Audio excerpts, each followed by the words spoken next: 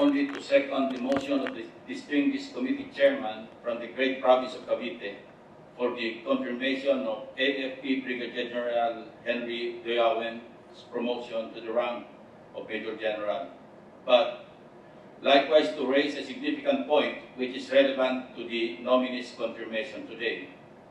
Exactly 1 year from today, or on 17 May 2022, Brigadier General Doyaoen is due for compulsory retirement in accordance with Presidential Decrees 1638 and 1650. Any delay in the confirmation of his nomination later than today would disqualify him from being promoted to the next higher rank of Major General, insofar as the provision of Section 4 Republic Act 8186 is concerned, which states that, and let me quote for the record, except for the Chief of Staff of the AFP, no officer shall be assigned/designated to the aforementioned positions.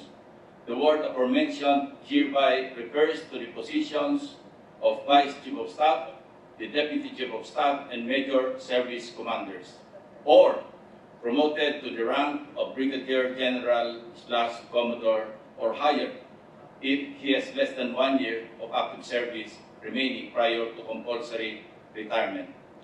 There is no doubt in my mind that Brigadier General Henry Doyaoen, a decorated and battle-seasoned military officer for 33 long years, has exemplified competence and commitment to duty worthy of the AFP's higher echelon of command.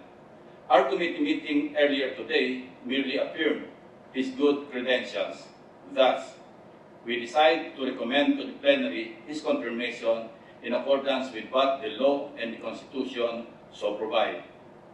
The confirmation today of his nomination makes a good case that this revered commission, in the exercise of its mandate under the Constitution, is duty-bound to accord weight and respect to the President's nominations and appointments.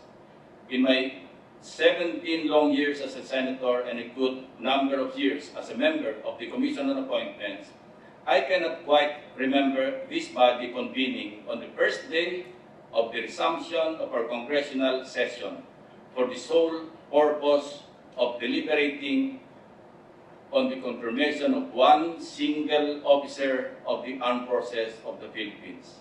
That credit goes to the chairman of the Committee on National Defense, the Honorable Luis John Ferrer IV, and the members of the committee for this unprecedented move.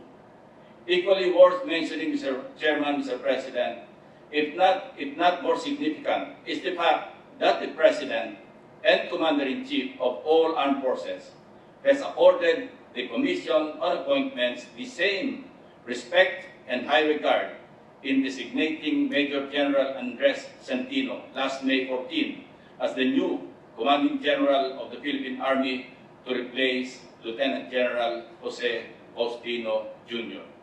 For the record, last March, during the hearing of this same committee to confirm now 4-star General Cirilito Sobejana, AFP Chief of Staff, this representation strongly disputed the designation of Lieutenant General Faustino as Acting Commanding General of the Philippine Army, one of the 3 major service commands of the Armed Forces of the Philippines, as it was a clear transgression of the law. I was also forthright in saying that Lieutenant General Faustino may have been the most competent officer to take over the reins of the 100,000-strong Philippine Army.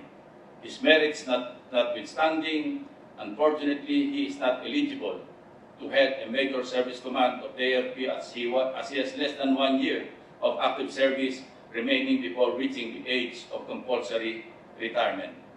To this end, Mr. Chairman, on behalf of the Commission on Appointments, let me express my sincere gratefulness to President Rodrigo Roa Duterte for rectifying an oversight in the recent designation of Lieutenant General Faustino as Acting Commanding General of the Philippine Army in violation of RA 8186 as amended by RA or Republic Act 9188.